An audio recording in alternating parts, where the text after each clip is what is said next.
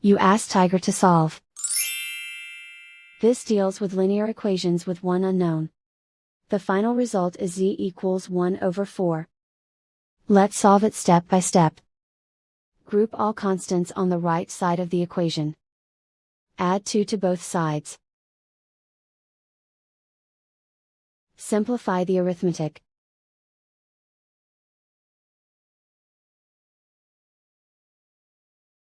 Isolate the z.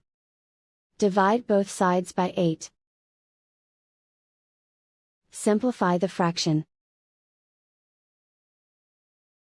Find the greatest common factor of the numerator and denominator. Factor out and cancel the greatest common factor. And so the final result is z equals 1 over 4.